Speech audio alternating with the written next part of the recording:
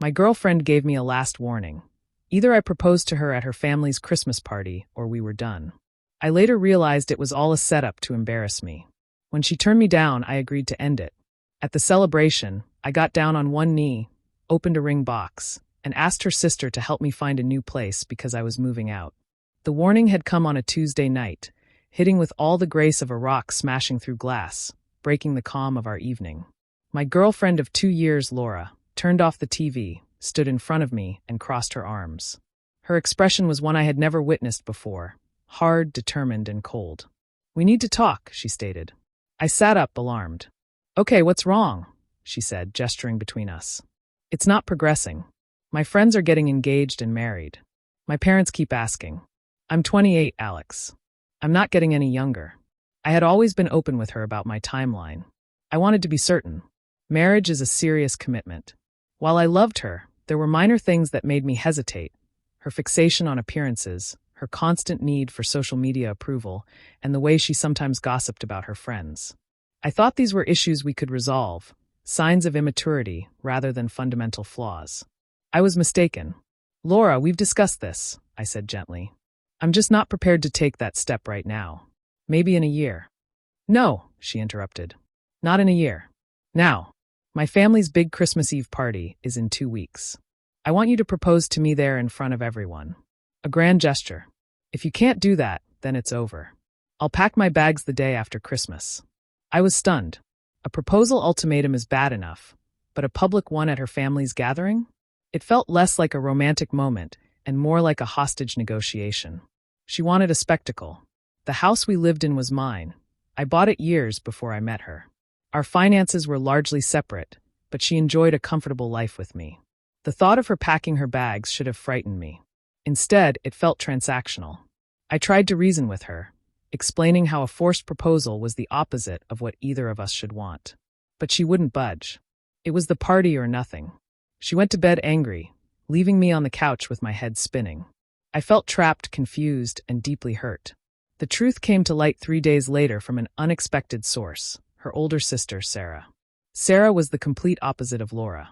She was quiet, practical, and had little tolerance for drama. A real estate agent, she built her business through hard work, a concept that seemed foreign to Laura. Sarah and I had always gotten along, sharing an unspoken understanding of Laura's more challenging traits. She asked to meet for coffee, sounding tense over the phone. When I arrived, she looked like she hadn't slept. She told me she had struggled with whether to say anything, but her conscience prevailed. The night before, she had been at her parents' house and overheard Laura in her old bedroom, speaking loudly on the phone with her best friend, Megan. The door was ajar, and Sarah heard every venomous word. Laura was laughing, actually bragging to Megan about the ultimatum. She expressed her frustration over my lack of progress and revealed that she had found someone else, a guy she had been casually seeing for a month. Her plan was simple and cruel. She wanted the public proposal so she could turn it down, humiliating me in front of her entire family, casting me as the pathetic boyfriend she had to reject. It would be her grand exit, the story she could tell for years, portraying herself as the desirable woman who had to break a poor man's heart. Megan was apparently squealing with delight on the other end, promising to have her camera ready to capture the moment. Sarah sat there, stirring her coffee, looking pained. "She wants to ruin you, Alex, just for a story." I couldn't let that happen. As I listened, something in me shifted. The hurt didn't vanish, but it crystallized, transforming from a heavy weight into a sharp, cold diamond. Confusion faded, replaced by absolute clarity. I saw Laura for who she truly was, not who I wished she was. The ultimatum wasn't an act of desperation. It was a trap. I thanked Sarah profusely and told her I owed her more than I could express. A strange calm settled over me. Laura wanted a spectacle at her family's Christmas party? Fine. I would give her one she would never forget. That evening, I found Laura in the kitchen. I put on the best performance of my life. Taking her hands, I looked her in the eyes and told her I had been foolish. I told her she was right, that life is short and I couldn't imagine it without her. "I'll do it," I said, my voice filled with fake emotion. "I'll propose at the party. You deserve that." Her face lit up with a triumphant, predatory smile disguised as joy. It was the smile of a hunter watching its prey walk into a trap. "Oh, Alex, I knew you'd come around," she chirped, hugging me. It felt like being embraced by a snake. Update 1. The 2 weeks leading up to Christmas Eve were surreal. Laura was insufferably smug, floating around the house, making not-so-subtle comments about ring styles and hinting at the big surprise to her friends on the phone. Meanwhile, I played the part of the devoted, slightly nervous fiancé-to-be. Behind the scenes, I was a whirlwind of activity. My plan was straightforward but required precision. I spent hours online securing a new apartment for myself, signing the lease, and arranging for movers. I systematically went through the house, separating my belongings from hers, packing my essential items, clothes, documents, family heirlooms, into boxes, and quietly moving them to a small temporary storage unit. I also met with Sarah again, sharing my plan in detail and asking if she would be willing to play a part in it. She hesitated for a moment, not because she sided with Laura, but because she was absorbing the sheer audacity of it. Then a slow smile spread across her face. "Consider me on your team," she said. "She deserves this." Christmas Eve arrived, and the party at her parents' house was exactly as Laura envisioned. The place was lavishly decorated, music was playing, and at least 50 family members and friends were mingling, drinking eggnog, and laughing. Laura was in her element, wearing a sparkling red dress and holding court. Every time she caught my eye, she would tap her finger on her cheek and point to the floor, a silent, mocking reminder of my impending duty. Her friend Megan followed her around like a lady in waiting, phone ready to record.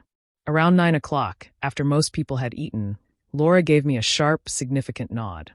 Showtime. My heart wasn't racing with nerves, but with a steady beat of adrenaline. I walked to the center of the living room, near the towering Christmas tree, and clinked a glass for attention. The room fell silent, every eye on me. Laura moved closer, her face a perfect mask of feigned excitement. "Good evening, everyone," I began, my voice clear and strong. "Thank you all for welcoming me into your home tonight. This year has been important for me, a year of clarity. I've been thinking a lot about my future, about what I want and need, and I've finally made a big decision for my happiness and well-being." Out of the corner of my eye, I saw Megan raise her phone to start recording. Laura took a small, deliberate step forward, ready for her close-up. "And to make this happen," I continued, "I'm going to need some professional help." I reached into my jacket pocket. The entire room held its breath. Laura's smug smile remained fixed in place. I knelt down, just as she demanded, and pulled out a small black velvet box. Laura audibly gasped, a perfect moment for the audience. I opened the box, but inside wasn't a diamond ring. Instead, nestled on the velvet was a shiny, newly cut house key. I looked directly at Sarah. "Sarah," I said, my voice ringing through the silent room, "I know this is unconventional, but I was hoping you would do me the honor of being my realtor. I've decided to sell my house, and I need to find a new place to live immediately. I'm moving out." For a full 5 seconds, there was absolute stunned silence. You could have heard a pine needle drop from the tree. The collective brain of the party was trying to process what had just happened. Laura's face went through a rapid series of emotions, confusion, then dawning comprehension, and finally, white-hot fury. The smug mask shattered, revealing the ugly truth beneath. Megan's phone was still recording, but her jaw hung open. Sarah, ever the professional, stepped forward. She smiled warmly at me, ignoring her sister completely. "Alex, I would be delighted to represent you. Let's find you a great new home and get that house sold." The silence broke, and a wave of murmurs and gasps swept through the room. Laura's father looked utterly bewildered, and her mother looked horrified. Laura let out a sound somewhere between a choke and a scream. "What are you doing?" she hissed at me, her voice trembling with rage. I stood up calmly, pocketing the box with the key. "I'm securing my future, just like I said. A future that doesn't include you." I looked around the room. "My apologies for the drama, everyone. I'll see myself out." And with that, I turned and walked out the front door, leaving a crater of chaos and humiliation behind me. It wasn't the Christmas party anyone expected, but for me, it marked the beginning of a much happier new year. Update 2. The immediate aftermath of the party was exactly the storm of rage I expected. My phone started blowing up before I even reached the hotel I had booked for myself. Dozens of missed calls from Laura and a string of texts that began with pure fury and devolved into threats and insults. I read the first few, then blocked her number. I had nothing left to say to her. The next wave came from her parents. Her mother, Carol, called me the next day. She didn't yell, She used that disappointed, guilt-inducing tone that had likely always worked on her daughters. "Alex, I am just so disappointed in you," she began. To humiliate Laura like that in our home in front of family, it was a cruel, childish stunt. I refused to take the bait. "Carol," I replied, my voice calm and firm. "Did Laura tell you why I did that? Did she mention her plan to say no to my proposal, just to embarrass me? Did she tell you her friend Megan was waiting to capture my rejection?" There was a pause on the other end. She sounded upset. "She might have said some things she didn't mean," Carol stammered. "She meant every word," I replied. "She was bragging about it to her friend. I was given an ultimatum that was actually a trap. I chose not to be a victim. I chose to remove myself from the situation. My actions at the party were a direct response to her planned cruelty. I'm sorry it happened in your home, but I will not apologize for defending myself." She had no answer to that, mumbling something about me being heartless before hanging up. The next few weeks were about logistics. True to her word, Sarah was an outstanding realtor. She came over to the house, my house, and we did a walkthrough. We signed the paperwork to list it. Watching her work, so focused and professional, I knew I had made the right choice in an ally. Dealing with Laura's belongings was the next challenge. She had left a significant amount of stuff at the house. I had no intention of speaking with her, so I had Sarah send a formal email stating that Laura had until the end of the month, about 3 weeks, to arrange for a professional move of all her possessions. The email specified that she wouldn't be given a key and that either I or a representative would be present during the move. The response was an email not from Laura but from a lawyer, an aggressive, threatening letter demanding I cease all efforts to sell the house. It claimed Laura had a financial interest in the property due to her contributions to the household and her emotional investment in the relationship. It also demanded a payment of $50,000 for emotional distress and public humiliation. I laughed when I read it. Sarah, to whom I forwarded it, laughed even harder. My name was the only one on the deed and mortgage, purchased long before Laura was in the picture.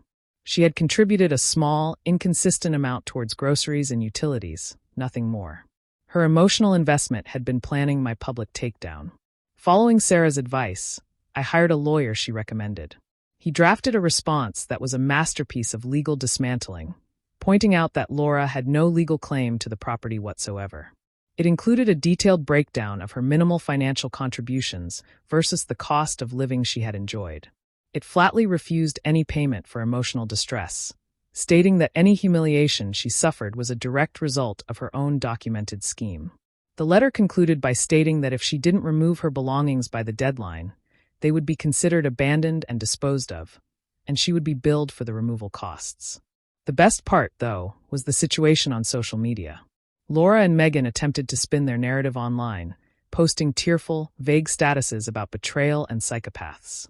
But they made a critical error. They forgot how many witnesses there were. The truth about what happened at the party spread like wildfire through their social circles. The story of the house key in the ring box was just too specific and brilliant to be fake. People started asking questions. Worse for them, someone who I still don't know leaked the video Megan had been filming. The clip showing Laura's face morphing from smug triumph to slack-jawed horror was making the rounds. Her victim narrative crumbled to dust. She was exposed not as the heartbroken party, but as the malicious planner of a failed plot.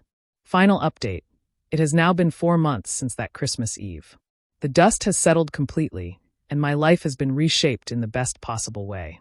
Laura's legal threats vanished after her lawyer received our response.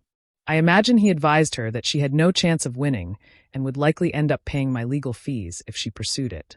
A week before the deadline, she and her mother came to the house with a moving truck. As stipulated, I was present, but I remained in the kitchen and didn't say a word to either of them. The silence was thick with tension. They worked quickly, grabbing her things with barely concealed anger. The last thing her mother said as she walked out the door was, "I hope you're happy." I just nodded. I was. The house sold less than a month after it was listed. Thanks to Sarah's expertise, we received multiple offers, and it sold for well above the asking price. The closing was smooth and straightforward.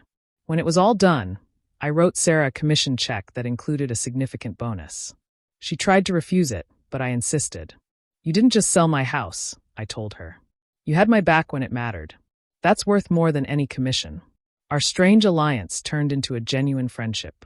It turns out she's the one in the family I was meant to be close to. As for Laura, her life has reportedly gone into a downward spiral. The public humiliation was more damaging than she could have ever imagined. She lost a huge amount of credibility with her friends and family. The other guy, the one she was planning her grand new life with, apparently wanted nothing to do with her. Once the drama erupted and it became clear there was no financial benefit in being with her, she was forced to move back into her parents' house. From what I hear through Sarah, who gets updates from her long-suffering father, she is miserable, bitter, and blames everyone but herself for her situation. She is a queen in a castle of her own making. As for me, I took the profits from the sale of the house and bought an amazing new condo downtown, a place that is entirely mine, filled with my things and my memories. The feeling of freedom is indescribable. There are no more arguments about appearances, no more pressure to live a life for social media, and no more ultimatums. There is just peace. Looking back, the ultimatum Laura gave me was the greatest gift she could have ever offered. It was the catalyst that revealed her true character and forced me to act. My revenge wasn't about hurting her. It was about saving myself. It was about refusing to be a pawn in her cruel game. I didn't just dodge a bullet. I disarmed the person holding the gun and walked away without a scratch. The fact that she ended up humiliated by her own scheme was just a satisfying form of justice. My life is better, quieter, and more authentic than it has ever been, and that is a victory no one can take away from me.